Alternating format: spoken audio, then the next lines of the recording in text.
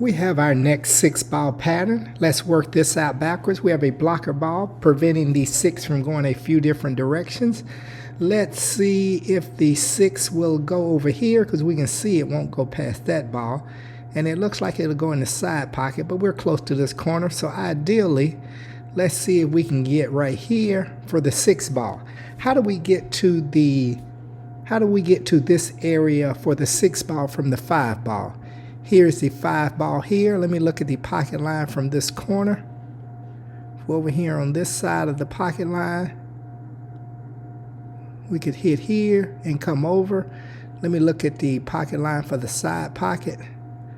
We're here and we're in this area. We're going the wrong way. And if we're here and we're this way, we're still going to... Okay, so it's definitely going to be this side pocket. How do we get to this area? Let me double check the pocket line. How do we get to this area of the 5 ball from the 4 ball? Let me look at the pocket line to this corner. It's right there. Let me look at it from the side pocket. It's too close. Let me look at it from here. We're too close to this area here. All right, so we're looking at this corner down here, most likely for the 4. How do we get to this area from the 4 ball? Let's look at the pocket line. Pretty much right through the pocket line. So if I can stay on this side of the pocket line, I should be able to just stop it or slide left or right depending on where we are, which may make the zone just a little bit bigger. It may make it like this. Just depends on where we stop. All right, how do I get to this area on the 4 ball from the 3 ball? There's the 3 down here, so we can see it will not go down in this lower left pocket. So we know we'll be going in this pocket here. So we know we're going to need an angle. We have a couple of different ways we could do that. We could be here, and if we go here, and come up, we'll probably hit the 5 ball. See, if we go here, and come up, we may could do it that way, but we're going away from the ball before we come into it. Let's look at being in this area, maybe by the 1, and just hit it with a top and float up. We're going to actually float over a little bit. That's going to put it a little bit in the wrong place. Let's do a little bit of left spin, about a tip. We'll hit here and come over. All right, so we're going to hit with about a half a tip of left English to get in this area here. Now, how do we get to this area for the 3 ball from the 2 ball? All right, the 2 is way up here, so it's already in the pocket. So I always take a ball that's in the pocket, makes position the importance part, not necessarily pocketing the ball, because unless you really mess this up, you should pocket the 2 ball, but you get to do what you want to English-wise and things of that nature to get in this area. So let's see, if we're up here close to this area up against the rail, we'll hit here, come down to about here, and then bounce out to about right there. Let's look if we hit about center. We hit about center. We're going to come here, come there, and out. Let's see if we hit low. Got to be careful not to scratch if we put too much low. So I'd say we'll go a little bit below center, everyone, with a little bit of low left. And we'll come down here to look to get in this area. Now, how do we get to this area from the 1 ball? All right, we could put it in this pocket here. And that's 1, 2, 3, 4, 5, 6. That's 6 diamonds drawing it back. That's very risky. Let's see if we go there and we bounce over. We're probably going to hit the 3. And let's see if we... All right, everyone, it looks like the easiest way to get there, which is not necessarily easy if you don't know how to place the ball correctly, is to have this ball... Let me look at the pocket line. Have this ball about right there. And right there, we could float out here. If we move it just a little different, which is risky, we could float through here. And we could hit it, have the cue ball hit here and spin over. All right, everyone, that's my solution. Let's sticker this up and get to it.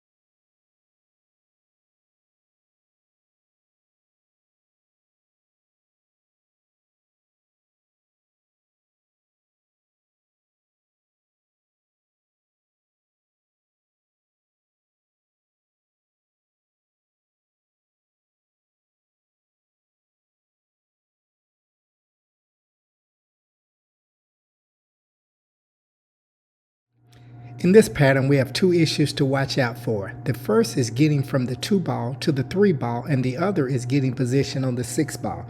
If we pocket the 1 ball and follow the cue ball down to the end rail, that should give us the ideal angle on the 2 ball to get on the 3 ball.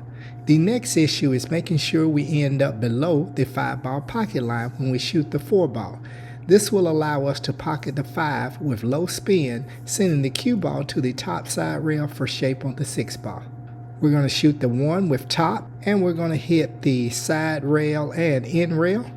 We're going to shoot the 2 with bottom left, and we're going to hit both side rails. We're going to hit the 3 with just a hair of left spin top, and we're going to hit the end rail. We're going to shoot the 4 with a little bit of low spin, and we're not going to hit a rail. We're going to hit the 5 pretty much in the same spot, a low spin, and we're going to hit the side rail. We're going to shoot the 6 and not scratch. All right, everyone, you know the routine. Let's sticker it up and get to it.